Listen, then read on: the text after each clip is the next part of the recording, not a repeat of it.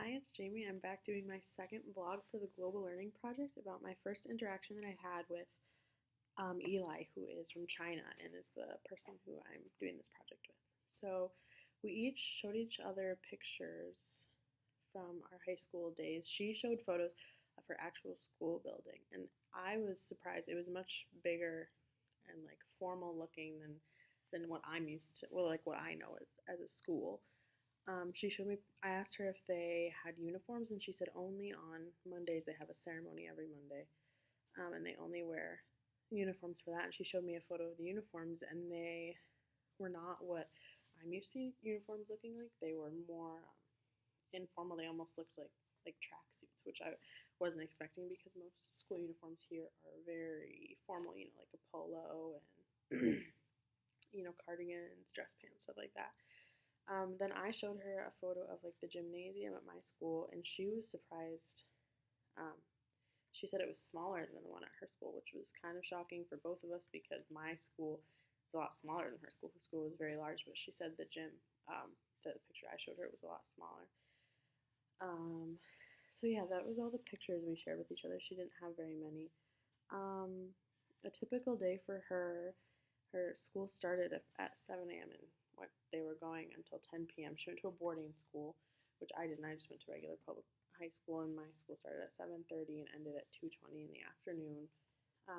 She did say that the last two, from 8 to 10 p.m., was like built-in study time, but they had to be doing homework or studying for those 2 hours, which is interesting because we didn't have anything like that at my high school, so that was different. But she did tell me like the kind of subjects that she took, and they were really similar to what's offered in American schools. They took Chinese, another language, geography, stuff like that. They weren't the subjects I noticed were similar. The top three things she was worried about in high school was if she would be able to get into college, the Chinese Gaokao, which is the big test that they prepare for, which I'll talk about later, and then whether or not she was going to get caught with her phone because they have very strict rules on that.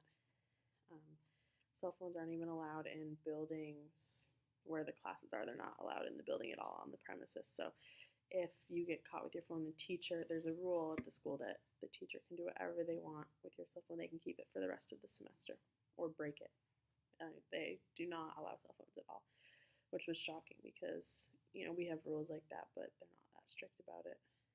And the top three things I was worried about, which were much different, instead of the one big test, big picture going to college, I was usually just worried about homework and smaller tests that I had, and then balancing extracurricular activities with the everyday homework that I had. Those were like the top three things that worried me the most, which a lot of smaller things, I guess, I worried about a lot, and they just worry about the big. Pretty much that big test is all that they prepare for. The top three things that she said made her happy were her relationship with her boyfriend, hanging out with friends, because they would have a 10-minute break in between each of their 45-minute classes, which is similar to our school in America, to have a break in between. And then she said another thing that made her happy was they had lots of events at their school because the students are living there. It's a boarding school, so she gave example of sports like running and basketball, and those were really the only two she could think of. She didn't know the words for the other sports that they had. And then me, personally, the things that made me happy was going to choir class. I had that during the day, and I would participate in musicals, which was like an after-school thing, and then just hanging out with my friends too, something that made me happy. So the big test, hers was the Chinese Gaokao, and I don't think I'm saying that right, but she tried to teach me, and I still couldn't get it right. It's a really big deal. She said most people aren't really a fan of it. They don't think it's a good way to measure how well people are doing.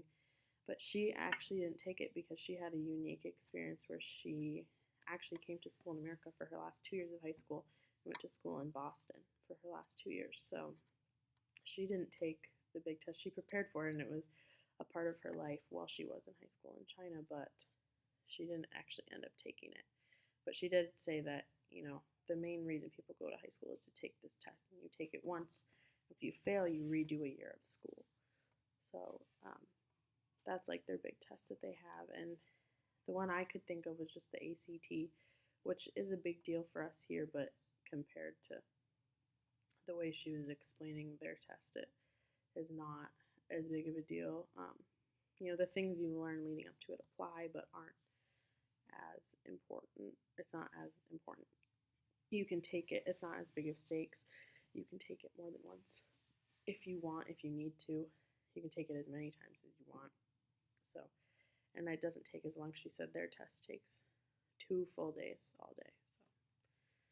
So, my own thoughts and reactions. I was really just fascinated learning so much about their school is just so different about almost every aspect of it, especially because she went to a boarding school. Is just completely different from the educational experience that I grew up in. So I thought it was really fascinating. And I went in with the preconception that their school is more strict and they take learning more seriously. But what really shocked me the most was about the cell phone thing, that the teachers can take your phone and break it if you have it, just because you have it, because you're not allowed to have it. Or they could keep it for the rest of the semester and just not give it back to you. I guess the fact that I was so surprised kind of speaks to how, in comparison, lax my schooling was, compared to people that go to school in China or places that have school systems like that. That speaks to my past experiences of just my schooling in general. Small insights. I realized how really school systems are completely different everywhere.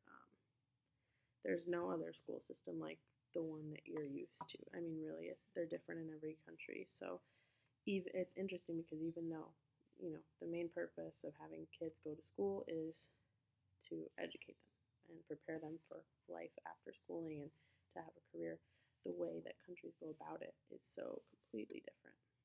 And I thought that was really fascinating after reflecting on our conversation. So that is all for vlog 2. Thank you for watching.